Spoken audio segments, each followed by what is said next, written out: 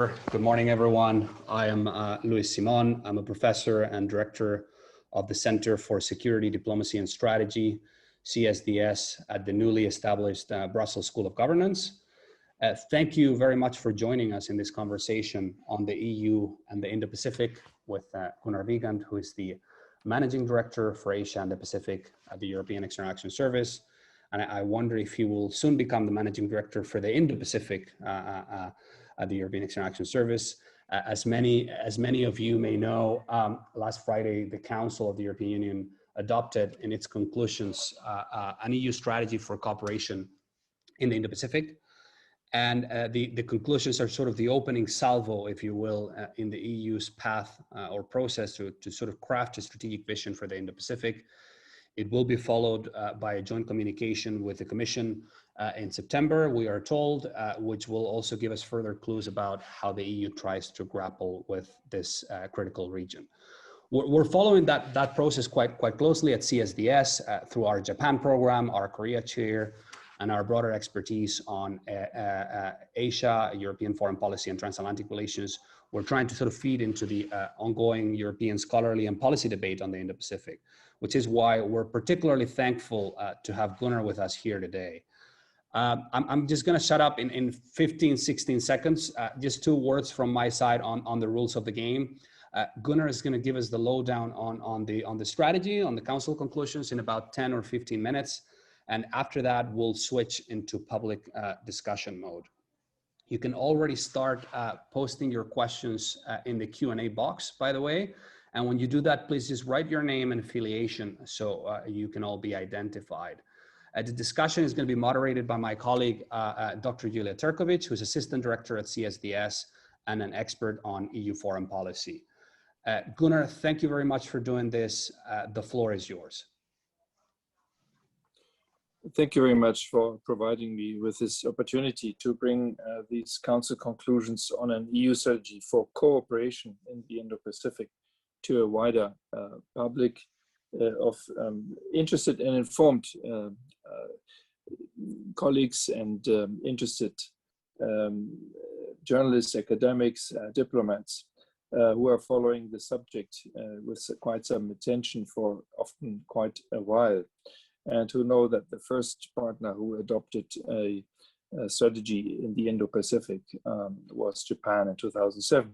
You have, for those who really follow council conclusions, it will be quite interesting to see that you have quite detailed council conclusions here of not less than 9 pages. That is very unusual for the council. So it means there's a very concrete set already of political guidance at the level of 27 foreign ministers and the High Representative on this subject. The Indo-Pacific has become a term for a number of reasons. A term to worry about, or a term to be interested in and to get more engaged in. The EU has traditionally not engaged as such there, but our contacts with this vast region are not new. Each state and organization has embraced the concept in its foreign policy vocabulary in its own way.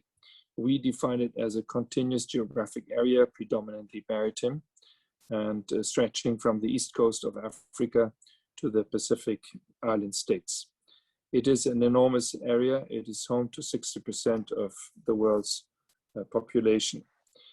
It is a region which contains not less 5 of the strategic partners of EU foreign policy, with India and China and Japan and the Republic of Korea, as well as the most recent one with ASEAN as such.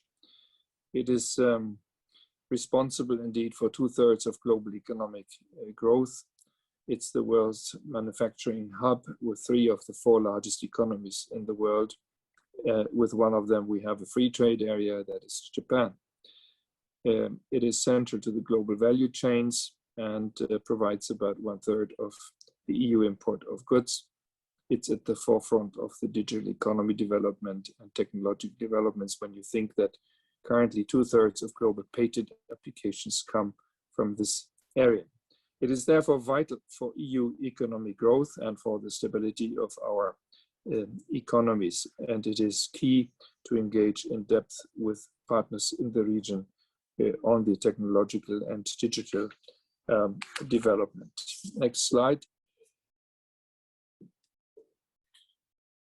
But there are troubled waters in the very best sense of the word. There is no regional security order, no regional security structures. The region is facing rising tension with contested territories and territorial waters, with an intense geopolitical competition coupled with regional military build-up. There is a classic geopolitical competition, and there are nation states who do not want to become object of the power projection of other nation states. The Indo-Pacific's share of global military spending has increased from 20% in 2012 to 28% in 2019. There is a threat to the stability and security of the region, and when you look at the economic and technological interconnectedness of our regions, this is a cause of concern. This lack of security architecture must be compensated by careful management of geopolitical tensions with increased cooperation, not increased confrontation. EU security is vulnerable. 40% of global trade goes through the Strait of Malacca. 30% of global trade goes through the South China Sea. Any interruption there would immediately have a choking effect on our economies, also in view of the largely increased supply chain dependencies. You have seen how much attention was paid to the fact that one big ship was blocking the Suez Canal for a few days, and how many companies were already suffering the effect from that bouchon. Most of rare earths are needed, which are needed for our new digital and green economies, are to be found in the Indo-Pacific, including in particular also in China. Operators in the Indo-Pacific are endangering our cybersecurity. Cyber sanctions have been imposed for the first time last year against Chinese and DPRK operators. This issue will not go away because it is the critical backbone of our digital and globally interconnected economies and societies. The COVID-19 pandemic has underlined how mutually interdependent our world has become. A virus may not require any cooperation frameworks designed by humans to move seamlessly across borders or seas, but confronting the pandemic, providing access to effective and secure vaccines, transforming our societies and economies to become more sustainable after the pandemic, all this calls for cooperation on global scale, and in particular with the Indo-Pacific space. Next slide. We are, of course, not new to this region. The region is far away, but it is close in many ways. These links are well developed, strong, and important, in particular in trade and investment, where the European Union and its member states are well recognized across all partners, but also on research and on development cooperation, on sustainable development, where Europe is in the forefront in many ways, on tackling climate change, on maritime domain awareness, and also on security cooperation. We have built, and continue to build partnership with strategic partners in the region. We have the strategic partnership and the economic partnership with Japan, similar situation with Korea. I mentioned already the strategic partnership with ASEAN. We are negotiating with Australia to have an FTA similarly to the ones we have with Vietnam and Singapore. And we also negotiate with New Zealand on such FTA. There's a significantly stronger interest from India in stepping up our economic link, and there are intensive talks going on this. So we have and we are stepping up our engagement with Asia more broadly and recognize the growing importance of the Indo-Pacific, also for security. I would like to recall that the Council agreed in 2018 on an increased EU security engagement in and with Asia, and we have currently a 6 pilot countries project with India, Indonesia, Japan, Korea, Singapore, and Vietnam, where we work on increased cooperation between our armed forces and law enforcement agencies and these countries when it comes to counterterrorism, cybersecurity, but also peacekeeping and maritime security. Practical examples include, for example, joint naval exercises and port calls with Japan and Djibouti and Oman, or the participation of Korea in the EU NAVFOR mission in front of the Horn of Africa. The mission is called Atalanta. There's a strong interest among partners to develop this further, as was also evidenced by the recent visit of General Graziano, the head of the EU's military committee, to Korea, as he has done also to India last year. There's expertise to be shared on counterterrorism, cybersecurity, maritime surveillance, maritime domain awareness, to name but a few. And with some partners, we also have framework participation agreements for partners to join CSDP missions in other parts of the world. This applies notably to Korea, Australia, and to Vietnam and New Zealand. Next slide. Of course, the fact that the EU has now adopted Indo-Pacific strategy means we have joined a club of other partners who have done this before. I mentioned already Japan 2007, Australia, India 2014, the United States 2017, New Zealand and ASEAN 2019. Why has it become possible now? Well, certainly the fact that we have 3 EU member states who developed their own specific Indo-Pacific policies, meaning France and Germany and the Netherlands, have been very helpful in this context. We also have the fact that the United Kingdom has recently adopted its own Indo-Pacific policy, and Canada is about getting this ready. There's a growing interest among regional actors in the EU's approach to the Indo-Pacific. There's a clear demand for this from our like-minded partners. They seem to value the EU's strong economic presence and equities in the region as a leader on FDI, on trade, on development assistance, but perhaps more importantly, as a champion of rules-based, free and open trade, as a perhaps sometimes boring, complex and slow, but still reliable and trusted partner for effective multilateralism, as a great norms power, shaping norms and setting standards, which is particularly relevant for the digital economy and for the green economy. Europe is also seen as leader on global commons, such as climate change, ocean sustainable development. And all these together mean that the EU has a distinct profile when projecting its own policies, interests, and values more effectively in the region. On the other hand, it is clear the EU is not yet seen as an equally strong or appreciated partner when it comes to some other areas. For example, in the field of health, despite the leadership on the International COVAX initiative, or as a security provider. And this applies, of course, to the hard security. And the European Union sometimes bothers with its insistence on rule of law, human rights, and democracy. Next slide.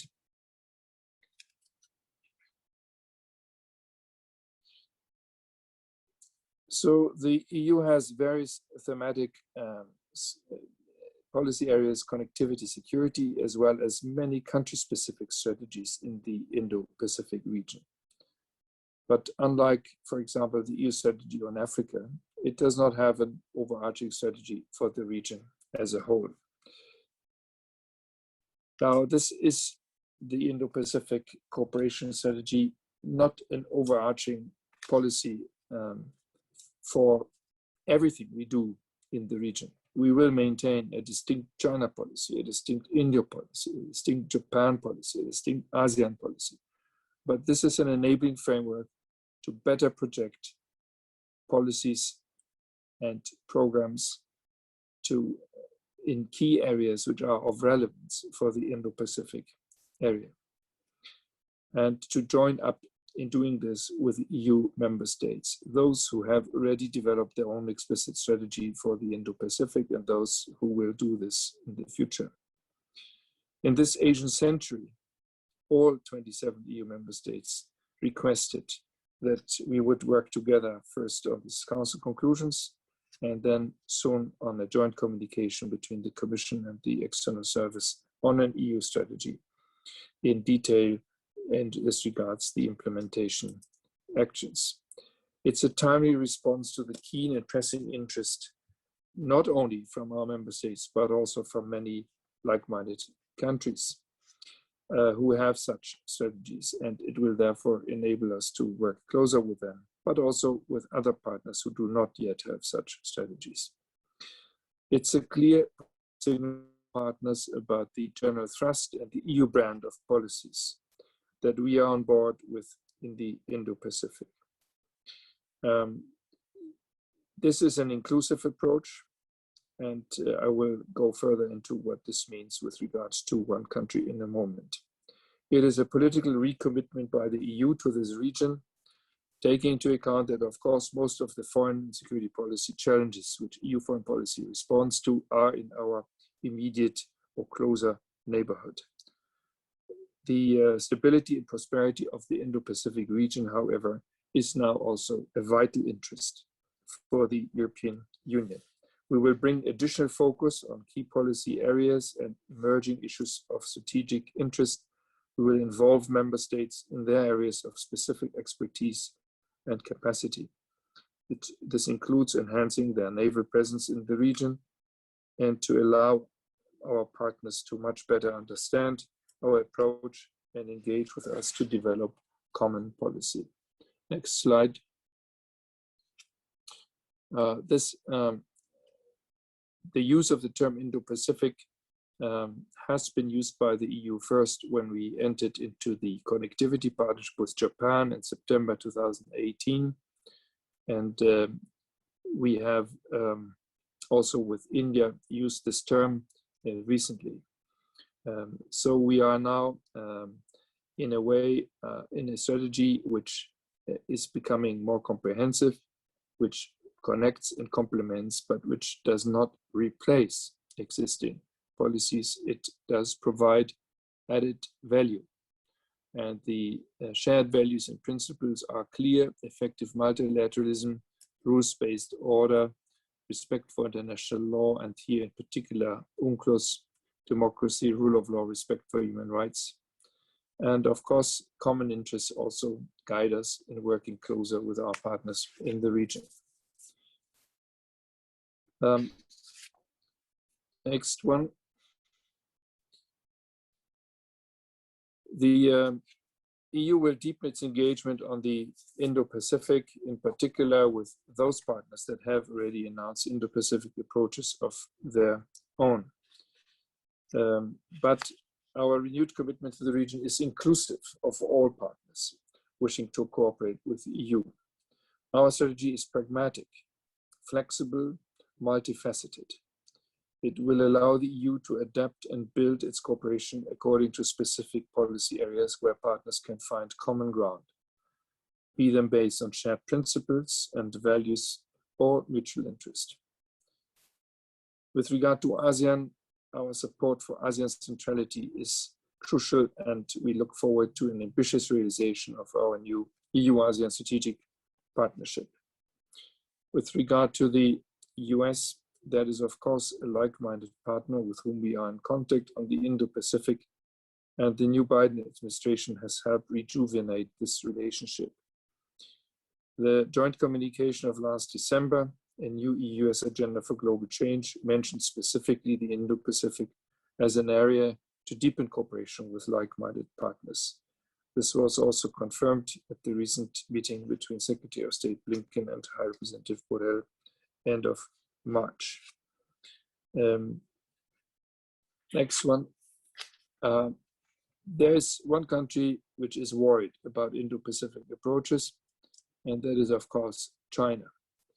We intend to stand firm and principled in defending shared values and principles we have signed up to and believe in, but that does not mean that we should not be sufficiently flexible to allow us to cooperate also with those who are not always considered to be like-minded and who are maybe even systemic rivals in some areas.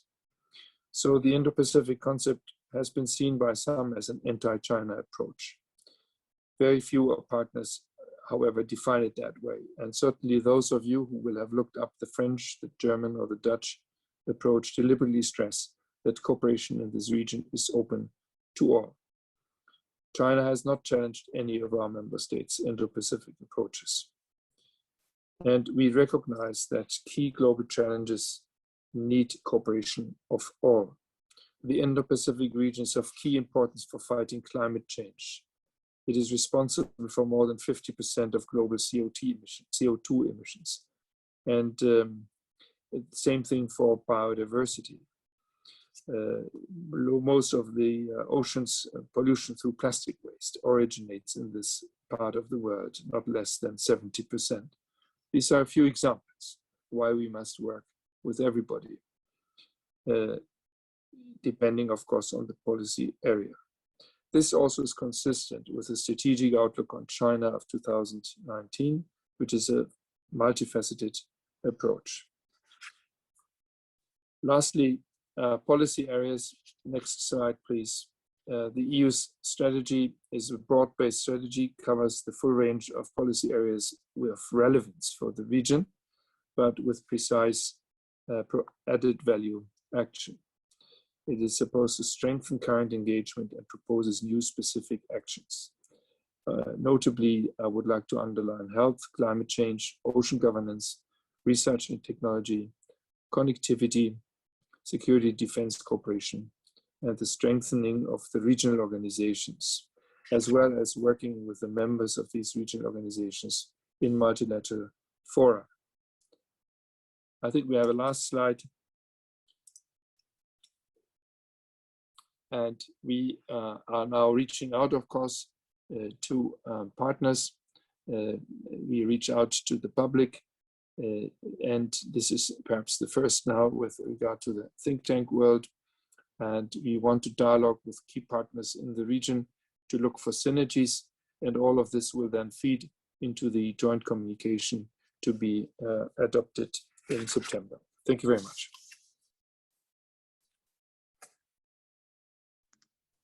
Thank you very much, Gunnar. Thank you for your presentation. Very interesting. I think it's very useful for all of us who went through and read the strategy. It's very useful to have you here, not only for asking questions, but also to get a clear overview of what the main elements of the strategy are. I will, let's say, abuse the position of chair here to maybe ask the first question. Before doing that, let me reinforce the idea that this strategy is already a very important milestone. Why? Because we have the agreement of the 27 member states. Very often we tend to forget about that. The EU is not a state as such, so getting an agreement on certain visions is always not a guarantee. So the strategy per se is already an important milestone. As you said, the next milestone, next important moment for the EU would be the High Representative Joint Communication expected in September, where hopefully some of the ideas will be translated into more concrete actions. And I'm sure there will be a lot of specific questions in terms of how to implement these actions more concretely. But My question for you, my first question for you, will speak to an academic debate, let's say, about EU foreign policy.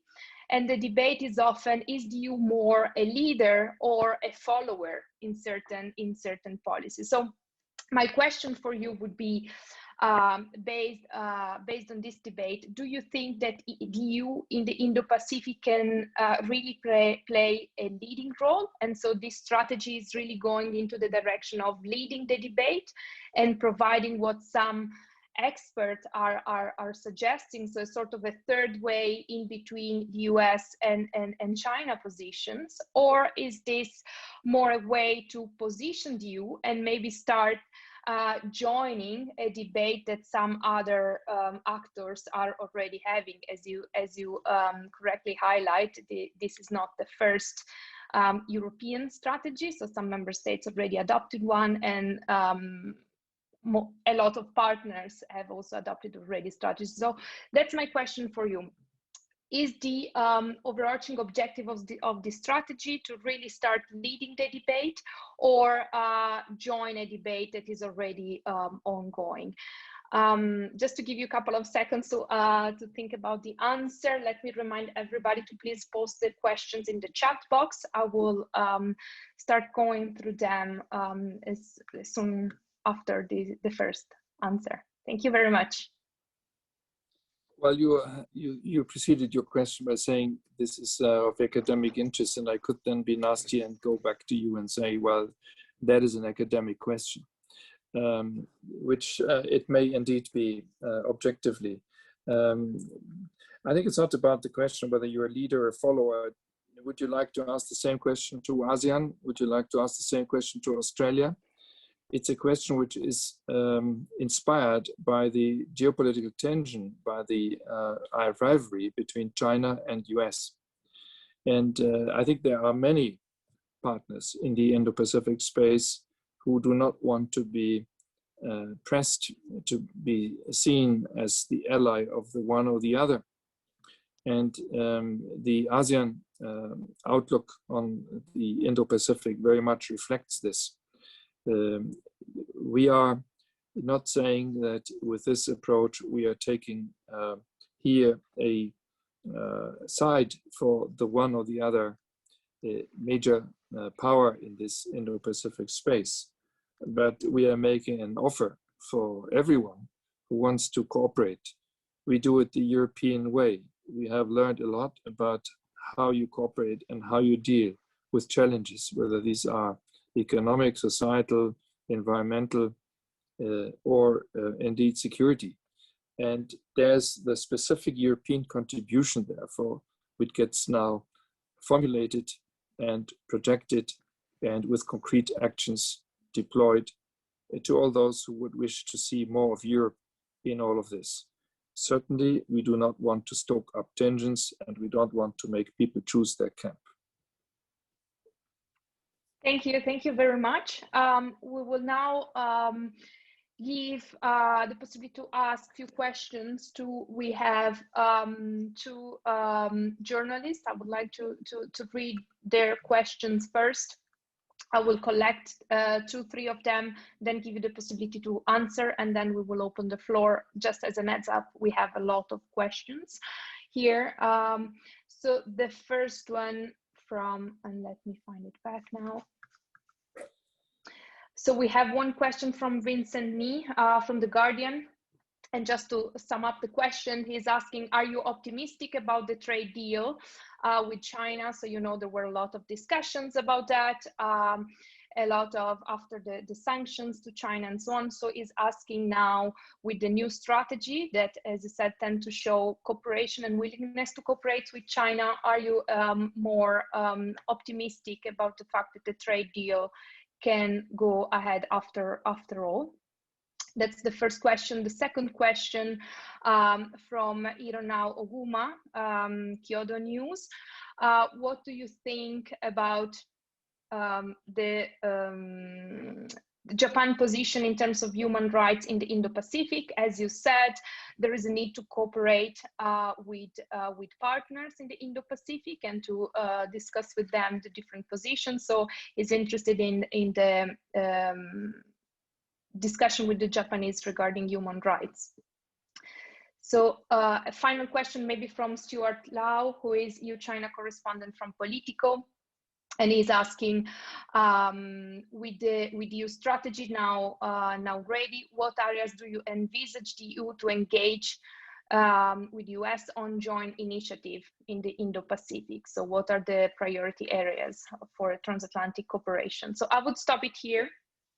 Different questions, and of course not a press conference, but I will try to give you in this think tank environment some indications about the thinking. First, on the China question, of course, it's not a trade agreement. I think the reference is to the Comprehensive Agreement on Investment, which is in fact an investment liberalization agreement, trying to create more of a level playing field for our European companies who invest in China and to put them into a better position with regard to the Chinese companies and other companies such as US companies under the Phase 1 deal. But certainly the Comprehensive Agreement on Investment discussion in terms of its acceptance and adoption at some point by the Council and by the European Parliament will not be dealt with and promoted through this Indo-Pacific policy. There is a reference to the various forms of engagement with partners in the region, and there's a particular reference also to the Comprehensive and Progressive Agreement for Trans-Pacific Partnership, CPTPP, which is a very important regional FTA, and another one, which is the Regional Comprehensive Economic Partnership, which includes Japan, Korea, Australia, New Zealand, ASEAN, and China. So there are indeed different forms of engagement with the partners. We prefer the comprehensive bilateral agreements with individual countries, and they have been named in this Indo-Pacific context. So I'm not optimistic and I'm not pessimistic. When the right time comes, everybody will have to take decisions under their own responsibility. But it has been a major achievement indeed of EU-China relations and 7 years of negotiations last year. The position of Japan on human rights in the Indo-Pacific, well, I think on this one we are seeing eye to eye with a like-minded partner who is well-established democracy, and we have a close cooperation with Japan in many fields, on many issues. In the multilateral context, for example, Human Rights Council, but also in the regional context, we are both partners of ASEAN, and certainly also on some individual country situations, from the Korean Peninsula to others such as Myanmar. And Japan has become more outspoken on certain situations. So I see that this is a very good field of cooperation with Japan indeed, and this will be reflected certainly in the outcome of the next EU-Japan summit, which will take place in the near future. US joint initiatives, well, everybody has seen how much publicity was given to the US Indo-Pacific strategy under the Trump administration. It is even with a major, it was even linked with a major leak, or I don't know whether it was a leak or a publication of the reasoning around this from the National Security Council in the end phase of the Trump administration. I don't know whether there's the same kind of reasoning in the Biden administration, but what I do know is that we will, of course, we are intensifying our dialogue and our cooperation with the United States in many policy fields. and the Indo-Pacific will be one of them. But that doesn't mean that we have the same policy, both of us. Thank you. Thank you very much also for being short and concise. And just to assure you, the next 4 questions are from representatives of think tanks. So we try to combine both different interests, different expertise here. So the first question is from Eva Peisova. She's Senior Japan Fellow at the CSDS, Center for Security, Diplomacy and Strategy. And the question is more oriented towards the maritime debate. And she's asking, so the document suggests that the use of the EU's coordinating maritime presence in the region, does it target the South China Sea, and how concretely it would look like? So that's the first question from Eva Peisova. Second one from Ramon Pacheco Pardo, CSDS Korea chair. And he's asking if you can expand a little bit further on the EU plan to work with partners in the region. And if you can, in particular, zoom into Korea and Japan. Third question from Giulio Pugliese, Oxford University and EUI.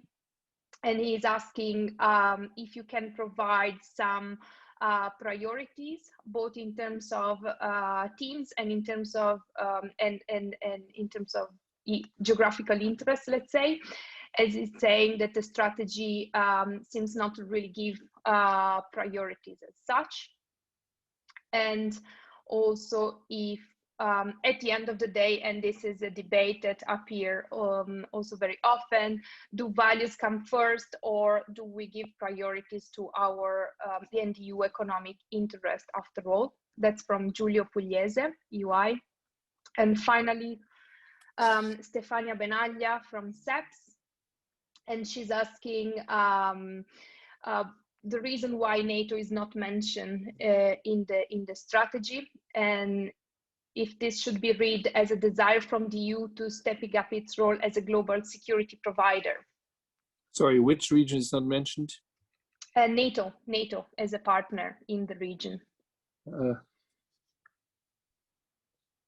Okay. So the first one on maritime presence, the second one, if you can elaborate more on Korea and Japan as partner. Third one, values or economic interest, what should be prioritized? And the fourth one, the reason why NATO is not mentioned. Okay, very easy questions, short answers.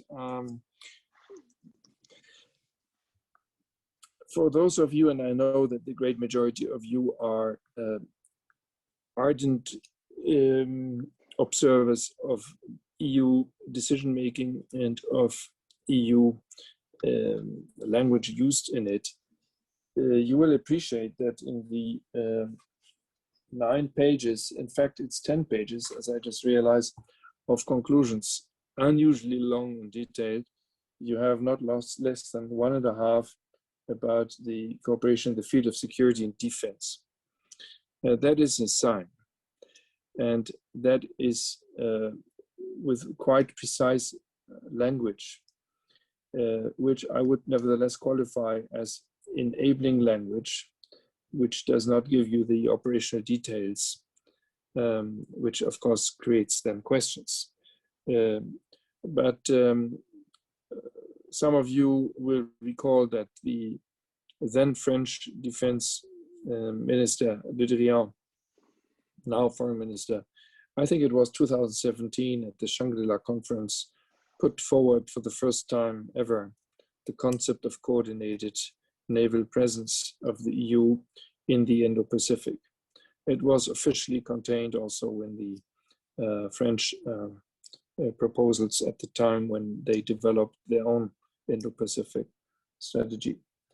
Because the French are present in any case, because they have a huge territory, in fact, much more European exclusive economic zones around this territory. They have 1.5 million citizens there. They have military presence, as had the then member state, United Kingdom as well. So there are Europeans, there are European territories, there are European military bases, and there is a Navy presence. And the whole idea is, I gave you the figures about our mutual economic interconnectedness, is that we need to also have more of a maritime presence in Navy terms to underline how much the EU does care about the free and open maritime spaces.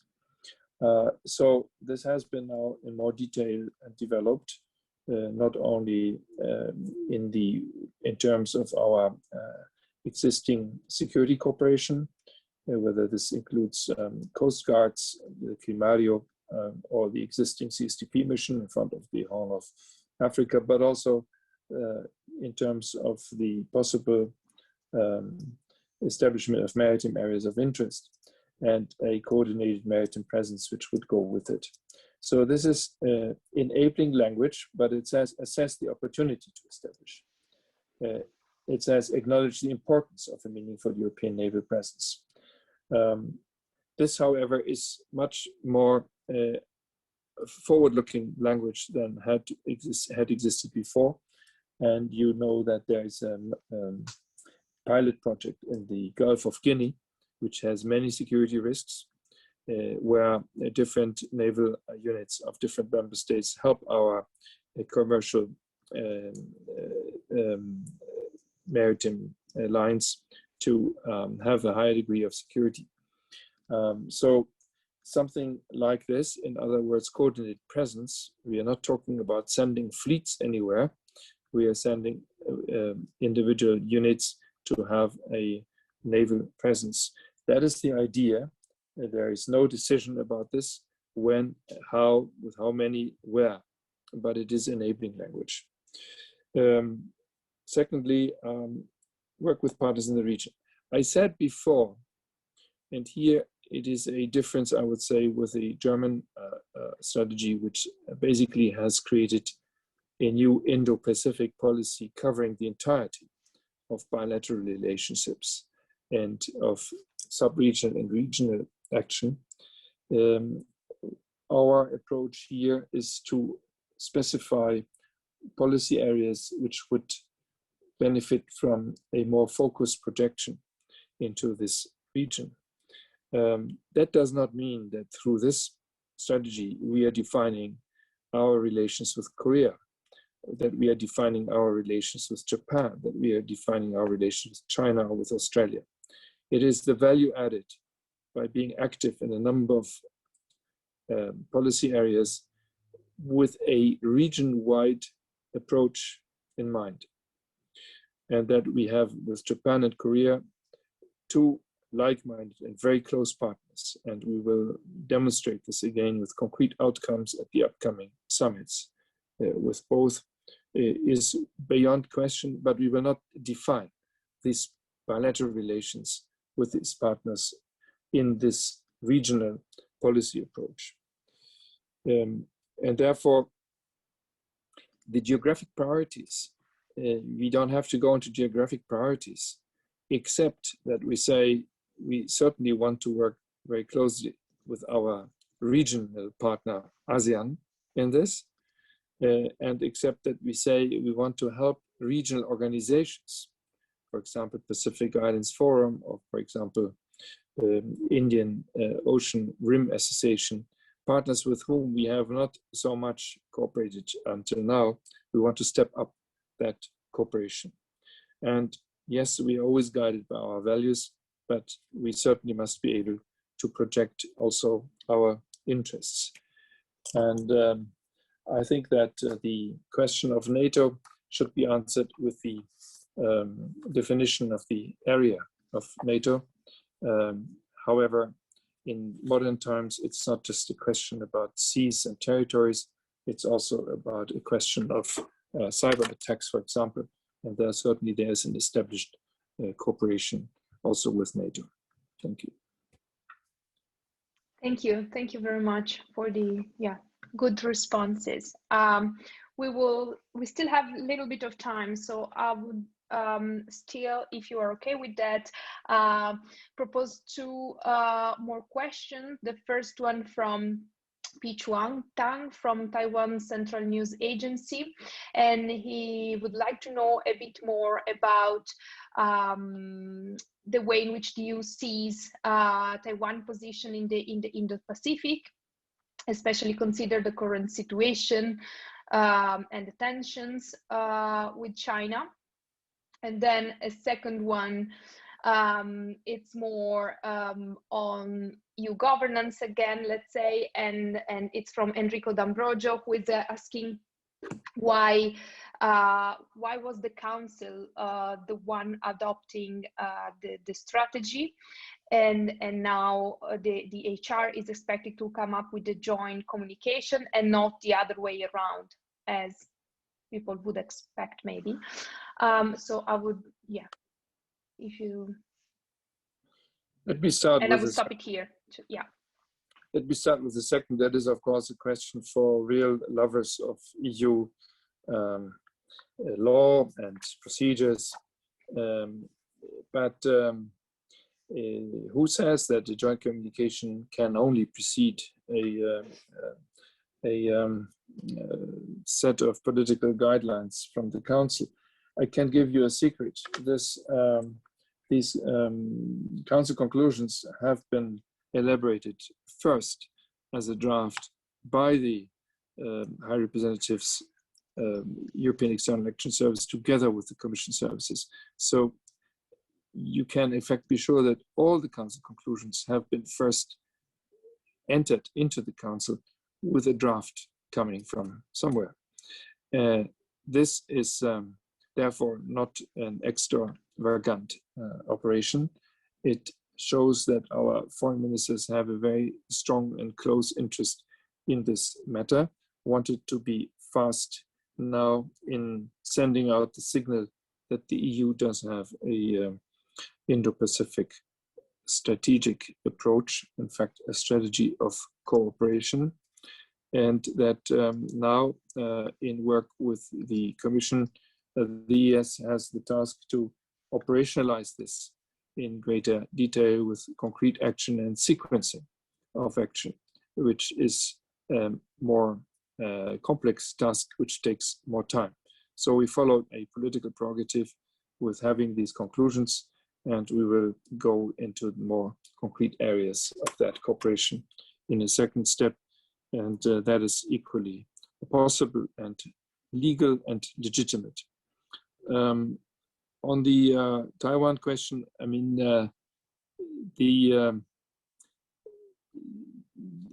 I think the relations which all of our member states entertain in different policy areas and which the EU entertains with Taiwan are very close, and it is a very important economic partner. We have here clearly democracy and the market economy, which also operates in very key areas of our economies and also in the scientific cooperation. So there are important mutual stakes. This is without prejudice to the fact that we have a one China policy as the European Union, and we have not diplomatically recognized Taiwan. Taiwan forms part of China. We are therefore worried about the growing tensions across the Taiwan Strait and the significant number of military incursions, and we hope that this will not get out of control. It would be bad for everyone who is involved there, and certainly we have consultations about many issues with the Taiwanese, and we can only encourage all of those who would contribute to a reduction of these tensions. Thank you. As we still have couple of minutes, I would like to maybe read out the final question, and I promise we will stop it here. It's just that when you are a proud professor of your students, you would like to give the possibility at least one of your students to ask one of the questions. So we have Jonas Weinbergen here, who is asking, to what extent will the EU balance, I mean, how important is for the EU to avoid the bifurcation of the regional order in the Indo-Pacific between China and the US? It goes back a little bit to the initial question in terms of where the EU wants to place itself, doesn't want to provide kind of a third way in between the two. So I know you already answered partially to that, but if you could elaborate a little bit more, that would be really appreciated. Well, that student may not have lived yet at the time when our world was characterized by the Cold War and by the two blocs, the one led by the Soviet Union and the other one by the United States. And when Europe was divided and when we had the highest concentration of arms and of soldiers in the middle of Europe, in fact, in the middle of my own country. Europe has learned many lessons, not only from its overstretch in colonial times and with big empires, but also from this experience.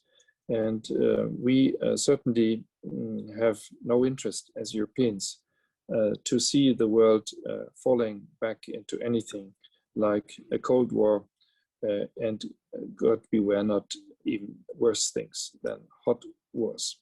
So we will always promote cooperation over confrontation. And it is in the European interest, of course, to be in not a situation where there is a decoupling, which was a concept strongly discussed during the Trump administration, or when others may wish to go in the same direction when they talk about dual circulation in the Chinese context.